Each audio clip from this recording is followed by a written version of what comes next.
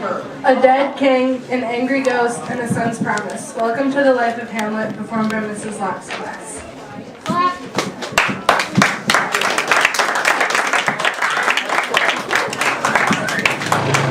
Scene 1. It is midnight at Elsinore Castle in Denmark. On a cold, windy platform outside the castle, a guard hears a sudden noise.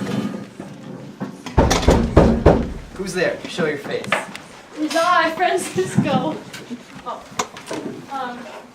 It's time for my shift. Have you had a quiet night so far? Not a mouse stirring. Francisco leaves. A few minutes later, Horatio and Marcellus arrive.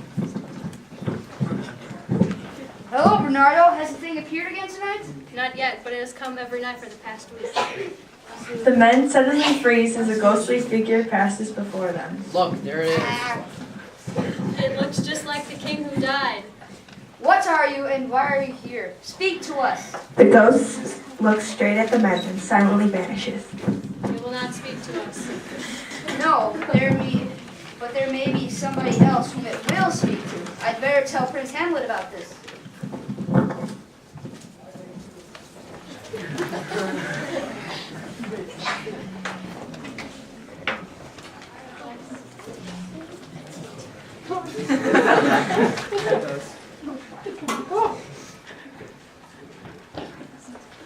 Scene 2.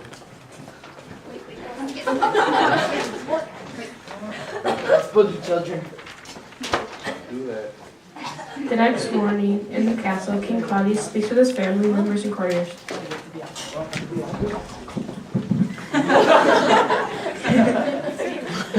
It was with equal amounts and gladness of delight and sadness in our hearts that my one-time sister-in-law and I celebrated our wonderful wedding.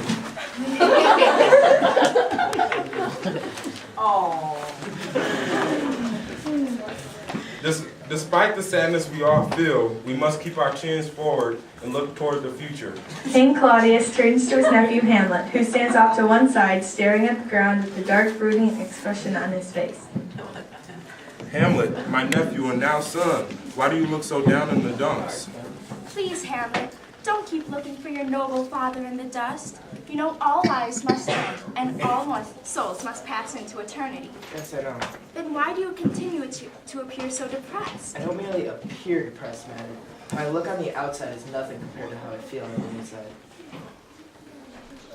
You mourn your father, and that is right. But remember that your father lost a father, and that father's lost a father. It is not manly to grieve too much. Stop brooding over your father's death, and after all, you are the next in line for the throne.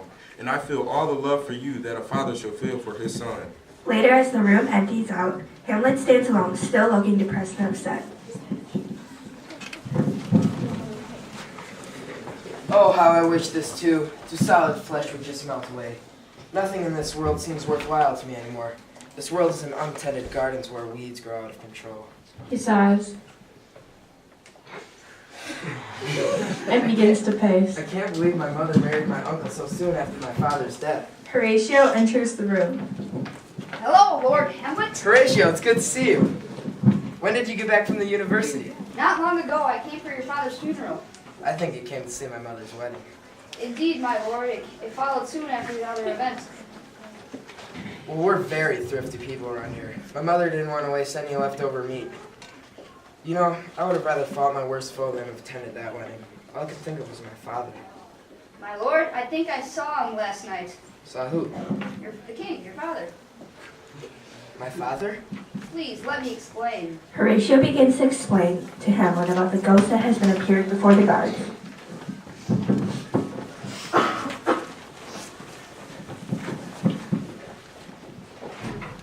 Scene 3.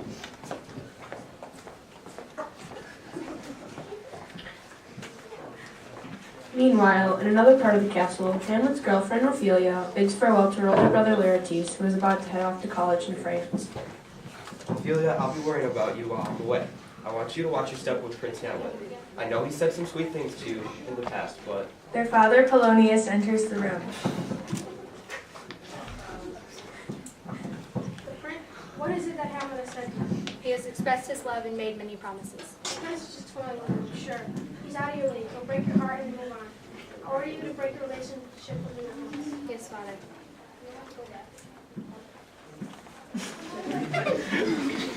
Scene 4.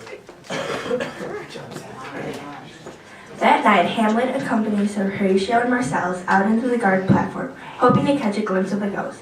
Just before 1 a.m., the ghost appears. The three men quake with fear. Go.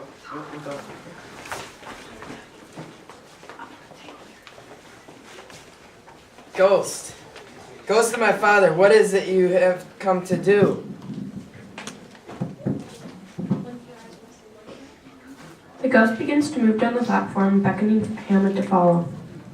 It wants me to follow it. Don't go after it, I beg you.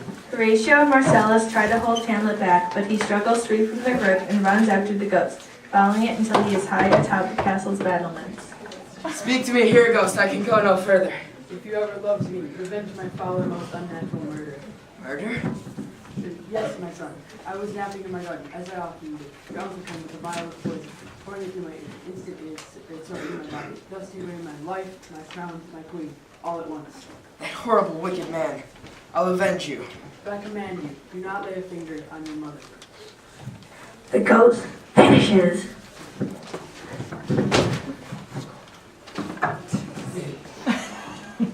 Scene 5.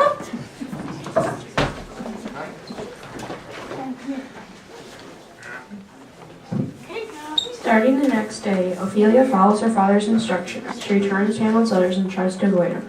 Eventually, though, a very disturbed Hamlet comes looking for her. After his visit, Ophelia runs to see her father.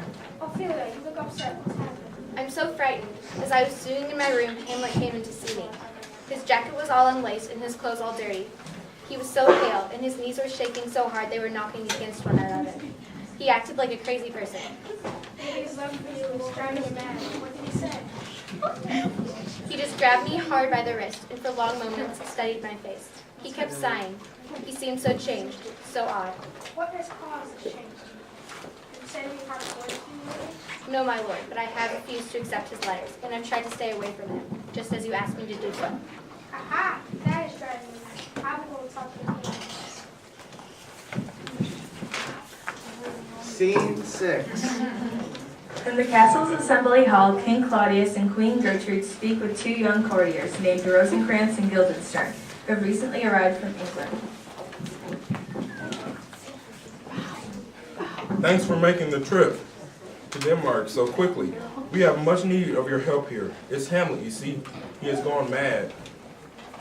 Hamlet has often spoken fondly of you two.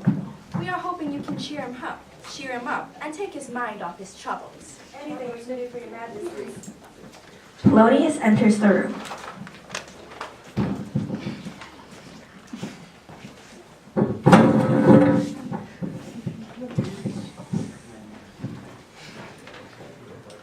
Your Highnesses, I believe I know what's been troubling him.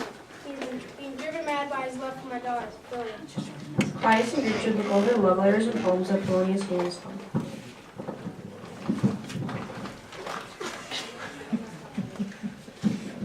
Dear Ophelia, shall I compare thee to a summer's day? Do you think what Polonius said could be true? Hamlet appears at the far end of the hall, his face buried in a book. Here he comes now. Let's leave him alone with his friends and see what they can get.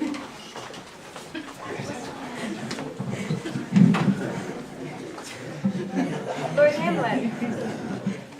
My good friends, how are you lads? Not too bad. You must be a little out of fortune's favor, or else you wouldn't be here in this prison. Prison? Yes, Denmark's a prison. Why do you say that?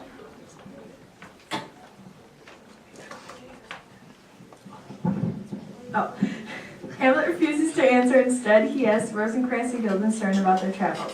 As they describe their voyage, they mention that they recently passed the theater troupe on the road. One of the best troops in all of Europe. They'll be here soon. Won't it be fun to see them perform? Not long afterward, a flourish of trumpets can be heard, and the theater troupe enters the castle. The prince and his friends go to meet them. No trumpets? Welcome, actors. Will you be putting on a show for us in the next few days? Yes, indeed. What shows do you perform? Julius Caesar, the Fall of Troy, pretty much do anything you like. How about the murder of Gonzaga? Do you know that one? Good, I'd like to see you perform that one tomorrow night. A little later, Hamlet paces in the library, alone, talking to himself. Am I a coward? A villain? Those titles probably fit me well enough. Here I am, the son of a dear murdered father. I've been ordered by his ghost to avenge my father's death.